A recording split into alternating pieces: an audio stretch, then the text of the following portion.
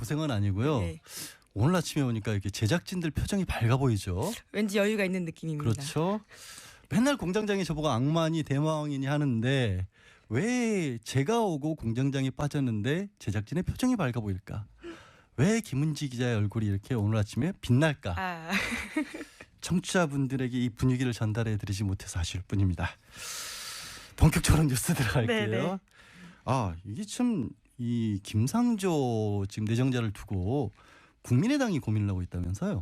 네, 그렇습니다. 지난 2일에 김상조 공정거래위원장 후보자에 대한 국회 인사청문회 있었습니다. 네. 이후에 자유한국당과 바른정당은 부적격 입장을 밝혔습니다. 그런데 국민의당은 아직 입장 정하지 않았습니다. 국회 정무위원회는 오는 7일에 전체 회의를 열어서 인사청문회 심사 경과 보고서 채택 여부를 결정할 예정입니다.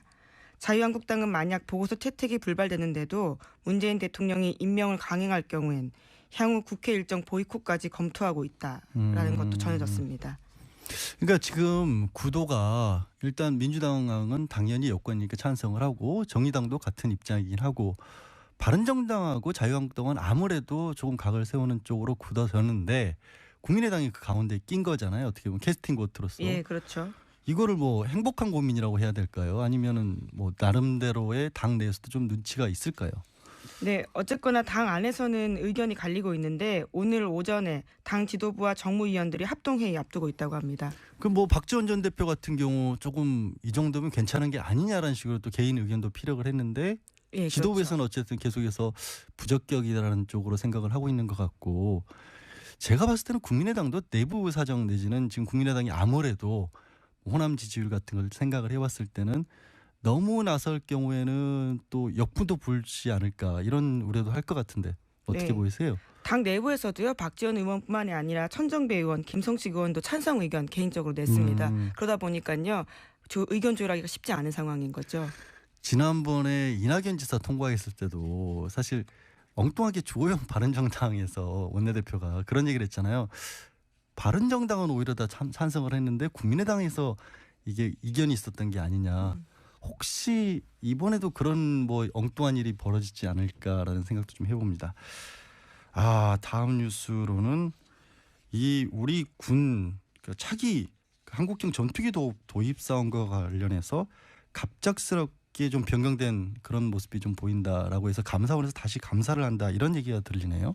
네, 그렇습니다. 이미 감사 진행하고 있는데요. 재연장까지 검토하고 있다고 어제 JTBC가 보도했습니다. 그러니까 이게 뭐냐면 차기 한국형 전투기라는 것을 도입하는 과정에서 원래 다른 비행기를 검토하고 있다가 갑자기 바뀌었다 이런 얘기인 거죠, 맥락이. 네, 흔히 FX 사업이라고 알려져 있는데요. 원래는 F-15SE 사일런트 이글이라고 해서 보잉사 전투기를 들어오기로 했었습니다. 예, 예. 그런데 갑자기 아예 이것이 부결이 되면서요. 6년 동안 검토했던 게 2시간 반 만에 바뀌었다라는 겁니다. 그러니까 6년 동안에는 방금 말씀하신 것처럼 F-15SE를 하려고 검토를 했었는데 2시간 만에 김관진 당시 이제 국방부 장관이었고 국방부 장관이 개입을 하면서 갑자기 F-35로 바뀌었는데 문제는 이거를 바꾸려면 F-15SE 때처럼 충분히 재검토를 해서 그 여러 가지 후보들 중에 하나로 바꿔야 되는데 그게 아니라 그냥 덜컥 2시간 만에 아예 F-35로 바꿔버렸다. 이런 게 의혹인 거잖아요. 예, 지금 그렇게 중심이. 이제 몰아갔다라는 취지의 보도인데요. 그렇기 때문에 감사원에서도 이것들까지 같이 감사하는 게 아니냐라고 네. JTBC가 보도하고 있습니다. 그렇게 되면은 지금 사드 도입도 그렇고 차세대 전투기도 그렇고 김관진 전 안보실장이 과연 어떤 역할을 했었느냐. 지난번에 송영길 의원 같은 경우 또 참 놀라운 얘기도 하셨는데 그때 뭐였죠 그게? 네, 지난번에 뉴스공장에 출연해서 뭐 전화 인터뷰이긴 했는데요. 여러 가지 의혹 제기를 하면서 정윤회 씨와 그리고 김관진 현 안보실장의 관계에 대한 의문을 제기하면서 로키드 마틴과도 연관이 있는 게 아니냐라는 의문을 제기한 겁니다. 사실 그건 어마어마한 의혹인 게 이건 방산비리일 수도 있다라는 말씀을 하신 거고 우리가 지금 로키드 마틴하고 실제로 체결한 게 2021년까지 한 12조 원 가량을 체결을 했다라는 건데 거기에 만약이라도 부정한 소지가 조금이라도 끼었다면 분명히 밝혀야 될 내용일 것 같습니다. 자, 사드. 그럼 이제 사드 얘기 좀 전에 했으니까 사드 배치와 관련해서 정의용 안보실장이 미국에 가서 입장을 좀 밝혔네요. 네, 그렇습니다. 환경 영향 평가와 관련한 국내법적 절차를 앞세워서 사드 배치 시기 조율 나서는 게 아니냐라는 보도가 나오고 있는데요. 예. 정우영 실장이 지난 1일에 미국에서 한국 기자들과 만나서 이렇게 밝혔습니다. 환경 영향 평가를 철저하게 하려면 우리가 당초 예상했던 것보다 더 많은 시간이 걸릴 수 있지 않을까 생각한다라는 건데요. 사드와 관련한 이야기입니다. 그러니까 지금 뭐 하겠다 안 하겠다를 넘어서서 이제 문재인 대통령께서 후보 시절부터 밝혀왔던 게 이게 하더라도 제대로 어떤 절차를 밟아서 해야 하는 게 아니냐 그런 입장을 다시 한번 이제 미국 측에 설명을 했다라는 얘기 그런 얘기인 거죠. 예, 그렇습니다. 다녀와서도요. 관련된 내용을 대통령한테 보고했다라고 하는데 예. 미국 쪽 입장은 이해한다라는 메시지가 나왔다라는 겁니다. 원래 올해 12월까지 미국 측하고 합의가 된 것도 올해 12월까지 배치를 한다로 합의가 됐기 때문에 미국에서 봤었을 때도 이게 큰 문제가 안 되는 거죠. 그러면. 네. 그리고요. 우선 이달 말에 한미 정상회담이 있기 때문에 예. 관련해서 그런 이야기들을 좀 의제를 조율할 필요가 있거든요. 예. 그래서 정우영 실장이 미리 가서 이야기를 했고 우리 쪽 입장에 대해서 미국은 이해한다라는 메시지를 냈다라는 겁니다. 이게 이제 우리한테 무기를 배치하는 것은 한미 상호 방위 조약에 의해서 배치를 하는 건데 들어오는 것은 미국이 들여오더라도 결국에는 배치할지 말지 결정권은 또 한국에 있기 때문에 당시에 합의를 했더라도 어쨌거나 뭐 처음에 합의 자체가 12월이었으니까 그 안에 우리가 다시 한번 절차를 거치는 게 조약상에도 위배되는 건 없는 걸로 저는 그렇게 알고 있습니다. 한민구 장관이 시조를 푸셨네요. 네, 그렇습니다. 기자들에 대한 질문에요. 선문답식으로 답을 한 건데요. 말로써 말 많으니 말 많을까 하노라. 이게 무슨 말로써 말이 많으니까 말을 안 하겠다. 예, 이거죠. 그렇죠. 그냥 입을 다물겠다는 거잖아요. 쉽게 말해서. 예, 그렇습니다. 조선 영조 때 김천택이 펴낸 시조집 청구영언의 작자 미상으로 나온 시라고 합니다. 아니 뭐 정치인들이 사자성어 이렇게 가져다 쓰는 경우는 많이 들었는데 무슨 시조를 뭐 이럴 만한 이유가 있는 거예요? 특별히? 예, 사드 발사대 추가반입 보고 누락한 데 대해서 기자들이 계속해서 묻자요. 입장이 곤란해지니까 이런 식으로 말을 마무리한 것 같습니다. 아, 그러니까 원래 이제 지금 얘기가 나왔던 게 정우영 안보실장하고 얘기하다가 사드 추가 반입이 있었느냐 이것도 반입이냐 배치냐 가지고 그렇죠. 얘기를 많이 예. 했습니다만 어쨌든 그런 식으로 정 안보실장이 물어보니까 그런 게 있었냐라고 얘기를 반문을 했다라고 보도가 나왔는데 그게 또 의사소통상 서로 오해였다 이런 식으로 해명을 했거든요. 예, 한 차례 그렇게 이야기했죠. 예, 그래서 더 추궁을 하면서 그게 도대체 무슨 말이냐라고 그러니까 이번에는 아예 의사소통을 안 하시겠다. 예, 말을 피한 거죠. 네, 알겠습니다. 말씀을 좀 해주셔야 하는 거 아닌가 싶습니다. 지금 대통령까지 나셔서 특보가 갔다 온 상황이고 사드라고 하는 것이 얼마나 큰 국민적인 소모적인 논란을 일으켰습니까? 정리가 되는 대로 좀 말씀을 해주시기 바라고요. 문재인 정부의 윤곽이 지금 어느 정도 그 완성 단계에 이른 거죠? 이러면. 네, 더불어민주당과 정부 청와대가 오늘 첫 고위 당정청 회의 열고 정부 조직에 관련해서 발표합니다. 기존의 17부 5처 16청 체제였는데 이것을 18부 4처 17청 체제로 바꾸겠다라는 겁니다. 예. 대표적으로요. 중소기업청을 중소벤처기업부로 격상하고 소방청과 해양경찰청을 국민안전처에서 독립시키는 대신에 국민안전처를 없애겠다라는 겁니다. 국민안전처라고 하는 게 지난번 이제 세월호와 관련해서 갑작스럽게 만들어졌고 국민안전처에서는 상황이 벌어질 때마다 통과라는 원래는 그러니까 종합적으로 총괄을 해서 어떤 사건 사고에 대한 예방이라든가 아니면 뭐 재난 사고 같은 데 대처를 하는데 잘 만들려고 한 게 효율적이지 못했다라는 판단을 내리셨다라고 봐야겠네요. 그럼 이제 우리 쪽이 저 그 문재인 정부 쪽에서의 후속 조치라고 해야 될까요? 그 방점은 어디에 있다고 봐야 돼요? 그 안전과 관련해서는. 네, 행정자치부를 흡수시켜가지고요. 기존의 소방청과 해양경찰청 자체적인 역할을 더 키워주겠다라는 것으로 보입니다. 해양경찰청을 아예 폐지하기로 했다가 이거는 이제 다시 존폐가 아니라 조금 더 강화시키는 쪽으로 그렇죠. 오히려 나가겠다라는 게 이번 정부 입장인데 근데 이게 공약 후퇴라는 지적도 좀 있잖아요. 이렇게 된 게. 예, 산업통상자원부의 통상 기능을 외교부로 옮기겠다라는 게 원래 공약이었는데 예. 이번 정부 조직 개편안에서는 보류가 됐습니다. 그 보류의 배경은 아무래도 국제적으로 봤었을 때도 산업통상과 관련 부분은 좀 따로 떼놓고 하는 게 맞다라는 판단을 한 것 같고 이번에 이렇게 비교적 소규모로 개각을 했다라는 것은 내년에 개헌 문제 같은 것도 좀 염두에 둔 포석이 아닌가 하는 분석이 있겠죠. 아무래도. 네, 크게 손대지 않으려고 하는 것은 보입니다. 네. 또 하나 박근혜 정부에서 했던 것 중에 지우기 작업이 들어간 게 있죠. 새마을운동 어떻게 돼가고 있습니까? 네, 그렇습니다. 외교부와 코이카가 최근 빈곤국을 대상으로 한 정부의 ODA 분야에서 새마을운동 관련 사업을 단계적으로 폐지하겠다 이렇게 네. 밝혔는데요. 국정기획자문위원회에다가 보고도 했다고 합니다. 박근혜 정부가 개발도상국 농촌지원 사업을 벌이면서 새마을이다 이렇게 명칭을 붙인 바가 네. 있는데요. 이것에 대해서는 과거에도 찬성 반대 논란이 컸거든요. 예. 그러니까 이게 지금 공적개발 원조 자체를 안 하겠다는 건 아니잖아요. 예, 그렇죠. 그러니까 우리가 공적개발 원조 같은 경우에는 우리 경제 수준에 비춰봐서 아직도 부족하다는 지적도 많이 있는데 그게 아니라 그거는 뭐 별도로 하더라도 새마을운동이라는 이름을 붙여서 자꾸 내보냈던 부분을 없애겠다 그런 네. 취지인 거죠. 박정희 전 대통령 업적 부각시키려고 ODA 사업 이용한 게 아니냐라는 비판들이 꽤 있었는데요. 네. 이에 대해서 받아들인 거죠. 새 정부가요. 게다가 지금 뭐 제가 얼핏 떠오르는 게 당시에 베트남 같은 데는 새마을 사업 내지는 ODA 사업이라고 해놓고 사실상 이게 최순실 씨 자자손손 먹고 살기 운동 아니냐라는 식의 의혹도 제기가 됐던 걸로 기억을 하는데 베트남도 그런 일환의 하나였죠 당시에. 네, 베트남도 있었고요. 미얀마 지금 말씀하시는 것 같은데, 미얀마. 예, 760억 원짜리 국가 사업을 하려다가요 문제가 그렇죠. 된 적이 있습니다. 그게 현지에서도 타당성이 없다라고 했는데 밀어붙였었고 그래서 혹시 미얀마 커피를 수입해 오려고 했던 게 아니냐라는 부분이 있는데 이거는 어떻게 보면 단순하게 새마을을 지울 게 아니라 혹시라도 그걸로 부정한 이익을 뭐 추구했던 것은 아닌지 하는 부분도 좀 찾아볼 필요가 있다는 생각도 듭니다. 아이고야 이게 또 이상한 얘기가 나오네요.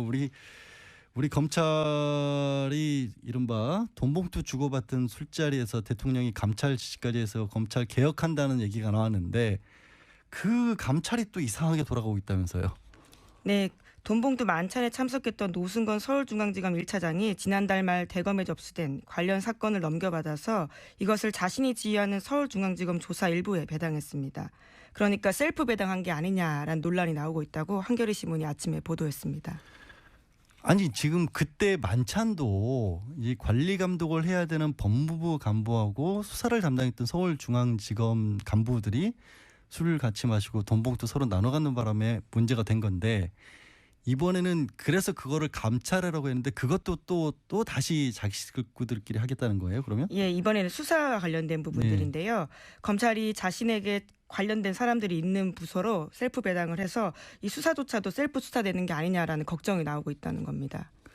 이거는 모르겠습니다. 이게 워낙에 이제 저 노승건 서울중앙지검 같은 경우에 그 담당하고 있는 범위가 넓기 때문에 그랬을 수도 있으나 확인해 볼 필요는 있는데 이게 정말로 이 뭐 지금 한겨레 단독 예, 기사인가요? 그렇습니다. 이 기사에서 나오는 것처럼 글자 그대로 셀프 수사를 하려고 한 것이라면 이건 일종의 항명이잖아요. 그러면 대통령이 직접 지시해서 감찰해서 수사로 이어진 건데 그걸 내 식구를 시켜서 나를 조사하겠다. 이 확인이 다시 한번 필요한 후속 취재가 필요한 상황이라고 생각되네요. 예, 물론 노승공 차장 같은 경우에는요. 고민을 했지만 공안 사건이나 특수 사건이 아니기 때문에 조사부에 배당했다라고는 하지만요. 검찰 내부에서는 그런 오해를 피하기 위해서라도 다른 데 배당했던 게 아니냐라는 지적이 나온다는 겁니다. 그러니까 원래 담당하는 부서가 내 밑에 있으니까 그냥 거기에 했다라는. 그럼 법무부하고 그 서울중앙지검하고 술 먹은 것도 마찬가지네. 원래 담당하는 부서고 원래 아끼는 후배들이니까 술 먹은 거 당연하다는 얘기를 또 한 거잖아요. 그러면 그건. 국민들이 어떻게 받아들일지 참 이것도 고개가 갸웃거려집니다. 국정원 감찰을 좀 제대로 해보겠다. 그런 발표가 있었습니다. 네, 이것도 한국일보의 아침 단독 기사인데요. 예. 국정원의 감찰실장에 현직 검사가 내정됐다라는 겁니다. 음, 감찰실장에 조남관 서울고검 검사가 내정된 것으로 알려졌다라는 건데 감찰실장은 국정원 빅5 자리 중에 하나로 꼽힐 정도로 중요한 자리라고 합니다. 원래 그 검찰하고 국정원도 서로 인적 교류를 많이 하잖아요. 근데 이거는 조금 예외적인 경우인가요? 이렇게 되는 거는? 네, 지난번 박근혜 정부에서도 있긴 했었지만요. 감찰실장 자리에 검사가 오는 것은 이번이 두 번째 경우로 보이는데요. 예. 특히 이번 인사 같은 경우에 조 검사 같은 경우에는요. 2000년 12월 달에 대통령 직속 의문사 진상규명위원회 소속으로 조사 1과장 역할을 했다고 합니다. 당시에 중앙정보부 그러니까 현 국정원에서 조사받다가 사망한 고 김최종길 서울대 교수가 있는데 이 교수의 의문사 사건을 맡고 나서요. 국정원이 개입해서 숨졌다라는 취지의 조사 결과를 발표한 적이 있다고 합니다. 네, 그러면 인권 조사를 했던 검사가 이제 국정원의 실태를 감찰하는 그런 역할을 맡았다라는 건데 기대가 좀 되긴 합니다. 다음 뉴스는 이게 정유라 씨 지난주에 영장이 기각이 되면서 또 한 번 국민들의 굉장히 큰 실망감을 안겨줬는데 재청구 한답니까? 네, 검찰에서 고민에 들어갔다고 하는데요. 구속영장 청구를 기각한 데에 대해서 기각 사유를 분석하고 정 씨를 한두 차례 더 조사한 뒤에 영장 재청구 여부 결정하겠다라는 겁니다. 네. 오늘 관련해서 인터뷰도 좀 예정돼 있긴 합니다만 기본적으로 업무 방해하고 당시에 뭐 위계한 공무집행 방해까지만 한 게 문제가 아니었느냐 아니면 검찰이 너무 안심하고 있었던 게 아니냐라는 그런 여러 가지 분석들이 있고요. 자세한 내용은 잠시 후에 저희가 인터뷰를 통해서 전달해 드리겠습니다. 자, 다음은 우리 홍준표 전 지사가 귀국을 했습니다. 공항이 아주 성황이더라고요. 뭐 잔치나 벌이는 것 같았어요. 저는 보니까. 네, 홍 전 지사가 자유대한민국의 가치를 지키는 데 함께하겠다면서 당권 도전 의사도 어제 숨기지 않았습니다. 홍 전 지사 귀국으로 제1야당의 당권 경쟁이 본격적으로 시작되는 분위기인데요. 신친박으로 분류되는 원유철 전 원내대표도 당권 도전 의사 내비쳤고요. 또 친박 홍문종 의원도 홍 전 지사를 비판하면서 출마 의지 보이고 있습니다. 아니 홍 전 지사 같은 경우에는 어제 한 1,000명 넘게 나오고 무슨 대통령 해외 순방 마치고 돌아오신 것 같았어요. 그러니까 당내에 계파도 없으신 분 치고는 이렇게 많은 분들이 어떻게 나왔을까 싶기도 하고 밖에서 한 달 동안 SNS만 하신 줄 알았는데 국내 정치권과도 연결이 좀 돼 있었던 게 아닌가라는 생각도 드는데 당권 가능성 얼마나 있다고 보세요, 김 기자는? 뭐 우선은 현재 자유한국당 자체가 유명한 인물들이 없다 보니까요. 홍 전 지사가 길을 쓰고 열심히 하게 되면 가능성이 높아지지 않을까 싶습니다. 길을 굉장히 쓰고. 또 열심히 하는 캐릭터이기도 하고요. 홍 전 지사 지금 판결도 대법원 판결 아직 결정이 안 됐잖아요. 그게 혹시라도 뒤집어지게 되면은 또 뇌물죄로 처벌받을 가능성도 있기 때문에 김 기자가 얘기한 그 열심히가 어떻게 보면 진짜 열심히 하셔야 될 필요도 있는 상황이긴 합니다. 오늘 마지막 뉴스는 촛불 집회 관련된 걸 준비해 오셨네요.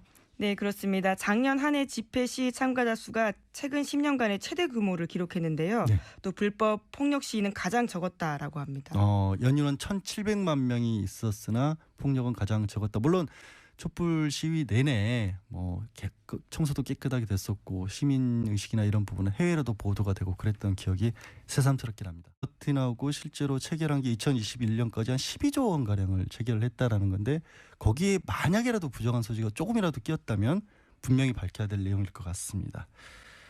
자, 사드. 그럼 이제 사드 얘기 좀 전에 했으니까 사드 배치와 관련해서 정의용 안보실장이 미국에 가서 입장을 좀 밝혔네요. 네, 그렇습니다. 환경 영향 평가와 관련한 국내법적 절차를 앞세워서 사드 배치 시기 조율 나서는 게 아니냐라는 보도가 나오고 있는데요. 예. 정의용 실장이 지난 1일에 미국에서 한국 기자들과 만나서 이렇게 밝혔습니다. 환경 영향 평가를 철저하게 하려면 우리가 당초 예상했던 것보다 더 많은 시간이 걸릴 수 있지 않을까 생각한다라는 건데요. 사드와 관련한 이야기입니다. 그러니까 지금 뭐 하겠다 안 하겠다를 넘어서서 이제 문재인 대통령께서 후보 시절부터 밝혀왔던 게 이게 하더라도 제대로 어떤 절차를 밟아서 해야 하는 게 아니냐 그런 입장을 다시 한번 미국 측에 설명을 했다라는 그런 얘기인 거죠. 예, 그렇습니다. 다녀와서도요. 관련된 내용을 대통령한테 보고했다라고 하는데 네. 미국 쪽 입장은 이해한다라는 메시지. 아니, 고생은 아니고요. 네. 오늘 아침에 오니까 이렇게 제작진들 표정이 밝아 보이죠. 왠지 여유가 있는 느낌입니다. 그렇죠. 맨날 공장장이 저보고 악마니 대마왕이니 하는데 왜 제가 오고 공장장이 빠졌는데 제작진의 표정이 밝아 보일까? 왜 김은지 기자의 얼굴이 이렇게 오늘 아침에 빛날까? 청취자분들에게 이 분위기를 전달해 드리지 못해서 아쉬울 뿐입니다. 본격적으로 뉴스 들어갈게요. 네네. 이게 참 이 김상조 지금 내정자를 두고 국민의당이 고민을 하고 있다면서요? 네, 그렇습니다. 지난 2일에 김상조 공정거래위원장 후보자에 대한 국회 인사청문회 있었습니다. 네. 이후에 자유한국당과 바른정당은 부적격 입장을 밝혔습니다. 그런데 국민의당은 아직 입장 정하지 않았습니다. 국회 정무위원회는 오는 7일에 전체 회의를 열어서 인사청문회 심사 경과 보고서 채택 여부를 결정할 예정입니다. 자유한국당은 만약 보고서 채택이 불발되는데도 문재인 대통령이 임명을 강행할 경우엔 향후 국회 일정 보이콧까지 검토하고 있다라는 것도 전해졌습니다. 그러니까 지금 구도가 일단 민주당은 당연히 여권이니까 찬성을 하고 정의당도 같은 입장이긴 하고 바른정당하고 자유한국당은 아무래도 조금 각을 세우는 쪽으로 굳어졌는데 국민의당이 그 가운데 낀 거잖아요. 어떻게 보면 캐스팅 보트로서. 예, 그렇죠. 이거를 뭐 행복한 고민이라고 해야 될까요? 아니면은 뭐 나름대로의 당 내에서도 좀 눈치가 있을까요? 네, 어쨌거나 당 안에서는 의견이 갈리고 있는데 오늘 오전에 당 지도부와 정무위원들이 합동회의 앞두고 있다고 합니다. 그 뭐 박지원 전 대표 같은 경우 조금 이 정도면 괜찮은 게 아니냐라는 식으로 또 개인 의견도 피력을 했는데 예, 지도부에서는 어쨌든 계속해서 부적격이라는 쪽으로 생각을 하고 있는 것 같고 제가 봤을 때는 국민의당도 내부 사정 내지는 지금 국민의당이 아무래도 호남 지지율 같은 걸 생각을 해왔을 때는 너무 나설 경우에는 또 역부도 불지 않을까 이런 우려도 할 것 같은데 어떻게 네. 보이세요? 당 내부에서도요. 박지원 의원뿐만이 아니라 천정배 의원, 김성식 의원도 찬성 의견 개인적으로 냈습니다. 그러다 보니까요. 의견 조율하기가 쉽지 않은 상황인 거죠. 지난번에 이낙연 지사 통과했을 때도 사실 엉뚱하게 주호영 바른정당에서 원내대표가 그런 얘기를 했잖아요. 바른정당은 오히려 다 찬성을 했는데 국민의당에서 이게 이견이 있었던 게 아니냐. 혹시 이번에도 그런 뭐 엉뚱한 일이 벌어지지 않을까라는 생각도 좀 해봅니다. 다음 뉴스로는 이 우리 군 차기 한국형 전투기 도입 사항과 관련해서 갑작스럽게 좀 변경된 그런 모습이 좀 보인다라고 해서 감사원에서 다시 감사를 한다 이런 얘기가 들리네요. 네, 그렇습니다. 이미 감사 진행하고 있는데요. 재연장까지 검토하고 있다고 어제 JTBC가 보도했습니다. 그러니까 이게 뭐냐면 차기 한국형 전투기라는 것을 도입하는 과정에서 원래 다른 비행기를 검토하고 있다가 갑자기 바뀌었다 이런 얘기인 거죠, 맥락이. 네, 흔히 FX 사업이라고 알려져 있는데요.